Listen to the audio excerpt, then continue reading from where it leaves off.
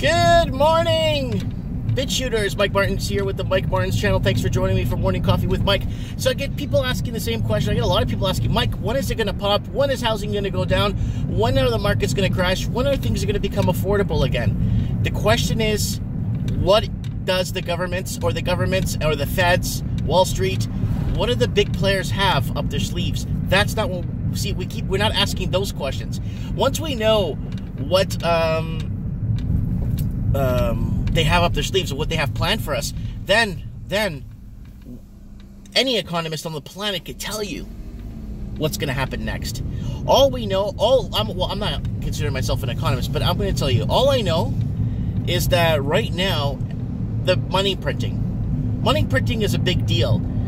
You see, back in the days, they just didn't quantitative ease things. They actually, countries went into recessions and, they fought hard to create more jobs. They're not creating any more private sector jobs. The government is not investing into jobs, investing more into housing.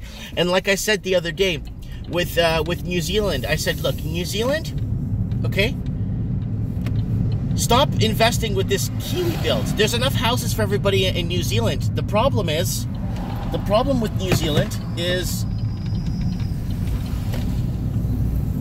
they are not investing in more private sector jobs or helping fund private sector jobs.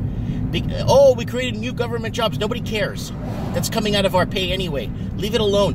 Invest more, give more incentive for private sector jobs so people make more money, more incentives to get into different trades in different areas, so then one day buy the house of their choice instead of building affordable housing.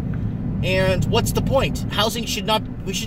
Middle class or working poor, middle class should not have to buy affordable housing. They should just go on the market and find something that's reasonable and buy it, right? And same thing with the banking.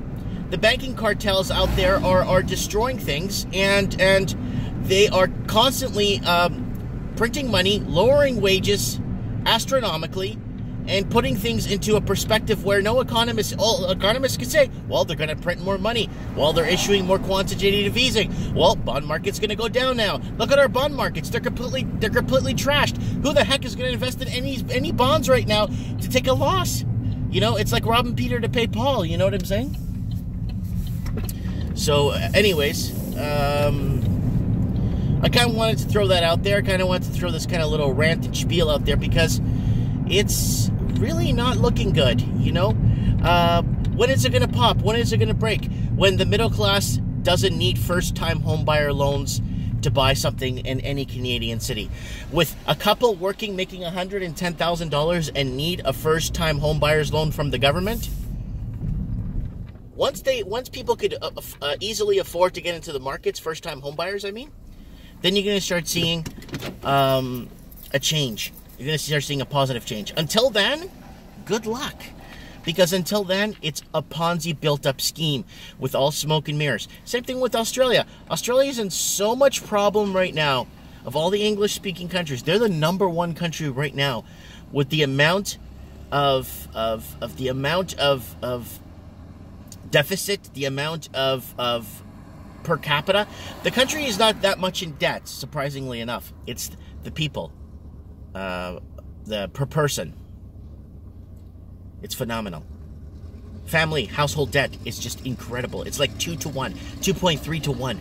So for every dollar they make, they owe 2. That's on average board, right? So that's like, I'm just saying, right? So that's not good at all. So people are living way beyond their means. And the sad part is the homeless. There's a lot of homeless people that work. Now they're starting to say that 36% of people that are homeless, 36% actually work full-time jobs.